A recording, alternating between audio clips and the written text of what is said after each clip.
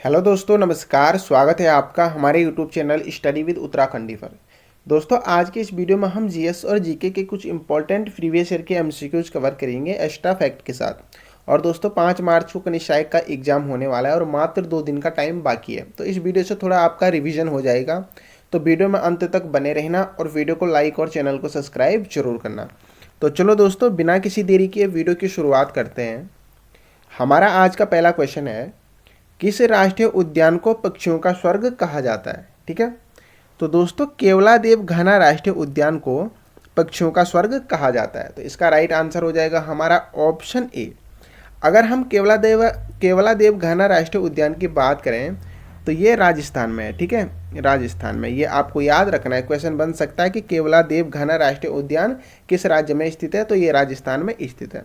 अगर हम अदर ऑप्शनों की बात करें तो सुल्तानपुर नेशनल पार्क है जो ये हरियाणा में स्थित है। ठीक है, कहाँ है? हरियाणा में।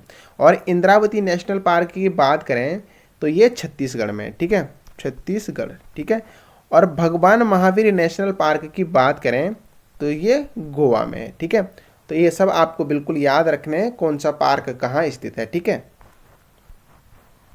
अगला क्वेश्चन है हमारा, त्रिशूल पर्वत शिखर किस भारतीय राज्य में स्थित है। ठीक है, तो दोस्तों जो त्रिशूल पर्वत है ये उत्तराखंड में स्थित है। तो इसका राइट आंसर हो जाएगा हमारा ऑप्शन डी।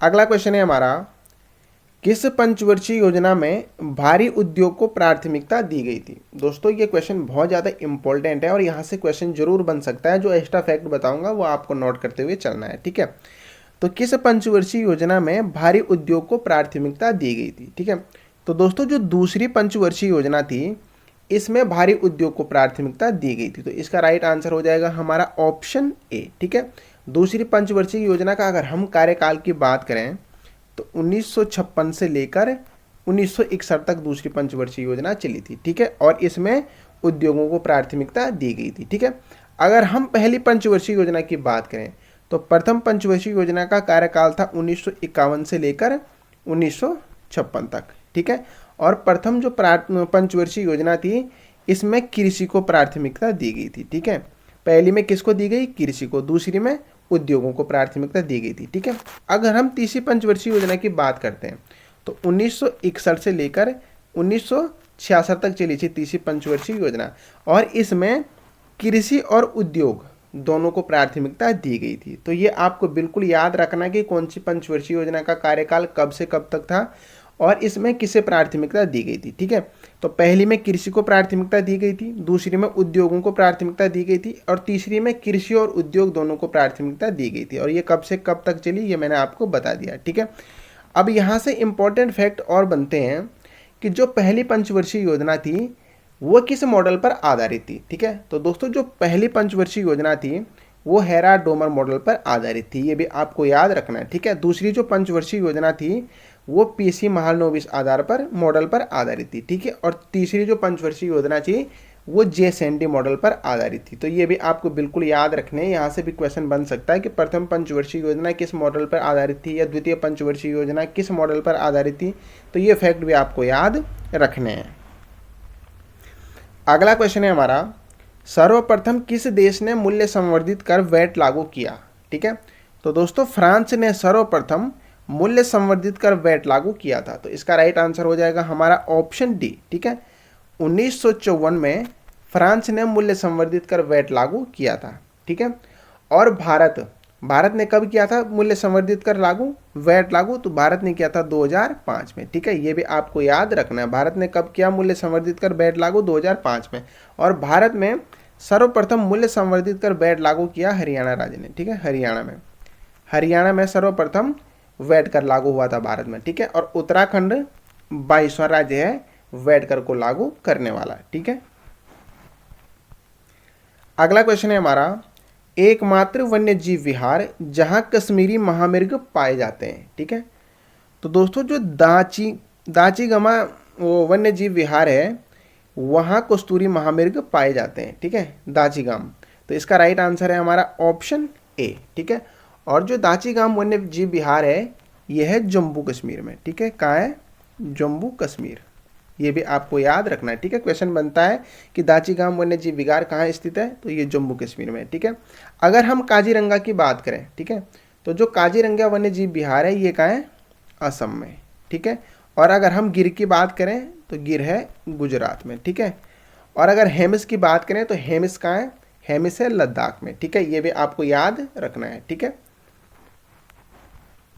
अगला क्वेश्चन और बहुत ज़्यादा इंपॉर्टेंट क्वेश्चन है, खानवा का युद्ध बाबर और किस शासक के बीच हुआ था, ठीक है।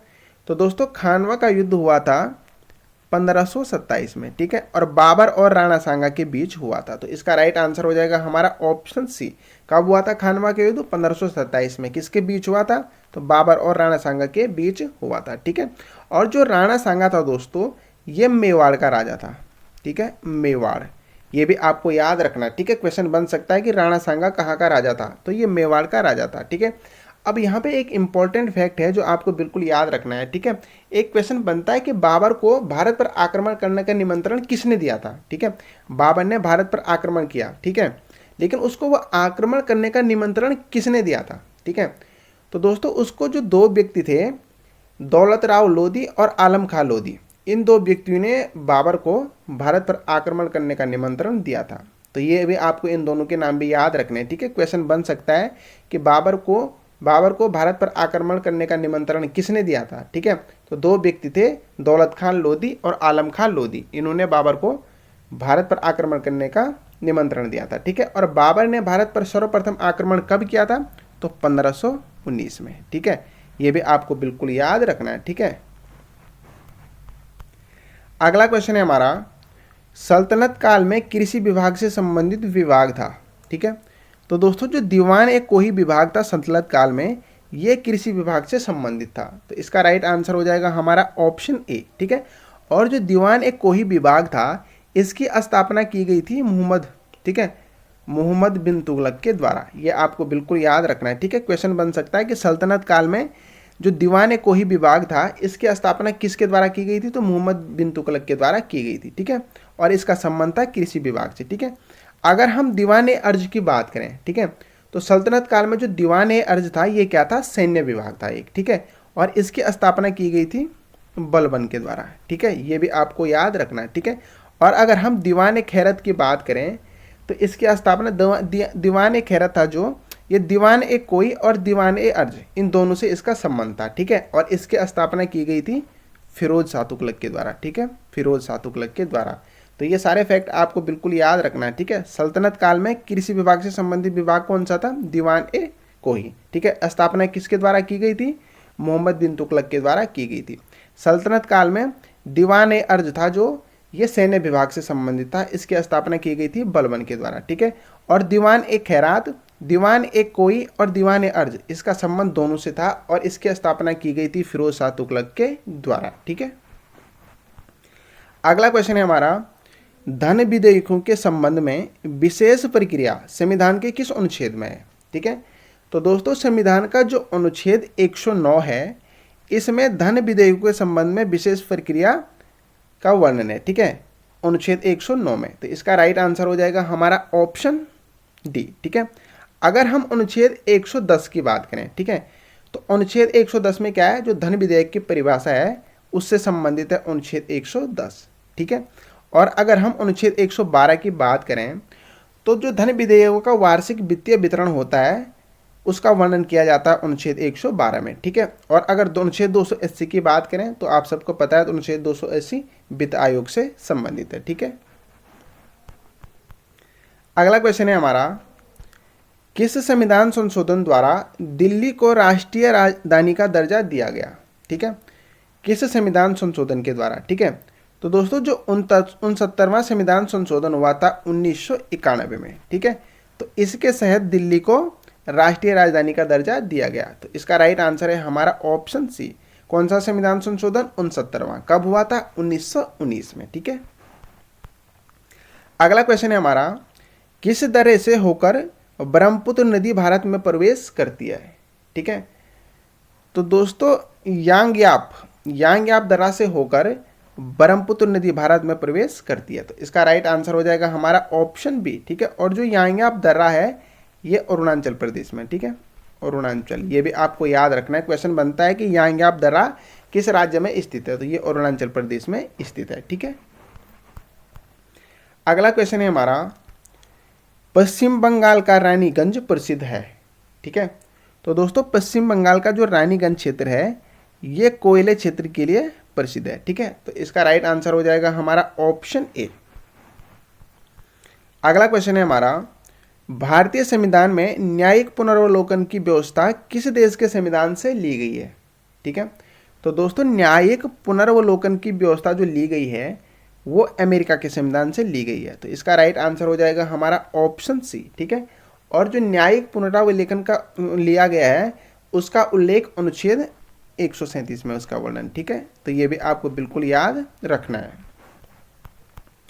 अगला क्वेश्चन है हमारा, संसदीय शासन में वास्तविक कार्यपालिका की शक्तियां किसके पास होती हैं। ठीक है, तो दोस्तों संसदीय शासन में वास्तविक कार्यपालिका की शक्तियां होती है प्रधानमंत्री के पास, तो इसका राइट आंसर है हमारा ऑप्शन बी। ठीक है, और राष्ट्रपति क्या होता है भारत में, नाम मात्र का शासक होता है राष्ट्रपति। ठीक है, जो सारी शक्तियां होती हैं वो प्रधानमंत्री के पास निहित होती हैं। ठीक है, अगला क्वेश्चन है हमारा, वैदिक सभ्यता में आर्यों की प्रशासनिक इकाई को कितने भागों में बांटा गया था। ठीक है, तो दोस्तों वैदिक सभ्यता में आर्यों की प्रशासनिक इकाई को 5 भागों में बांटा गया था। ठीक है, तो इसका राइट आंसर हो जाएगा हमारा ऑप्शन बी।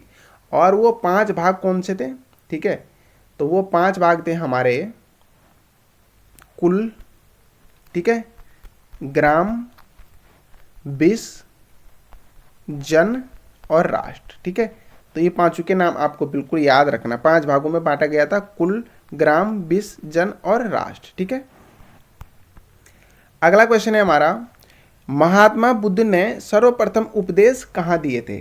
ठीक है, तो दोस्तों महात्मा बुद्ध ने सर्वप्रथम उपदेश दिए थे श्रावस्ती में। ठीक है, तो इसका राइट आंसर हो जाएगा हमारा ऑप्शन डी। ठीक है, और महात्मा बुद्ध ने अपना पहला उपदेश कहाँ दिया था, तो पहला उपदेश दिया था सारनाथ में। ठीक है, तो ये भी आपको बिल्कुल याद रखना है। ठीक है, सर्वाधिक उपदेश कहाँ दिए थे, तो श्रावस्ती में दिए थे। ठीक है, श्रावस्ती में, और पहला उपदेश दिया था सारनाथ में। ठीक है, तो दोस्तों ये थे हमारे आज के कुछ इंपॉर्टेंट एमसीक्यूज। आशा करता हूँ आपको वीडियो अच्छी लगी होगी। अगर आपको वीडियो अच्छी लगती है तो वीडियो को लाइक और चैनल को सब्सक्राइब जरूर करें। Thank you.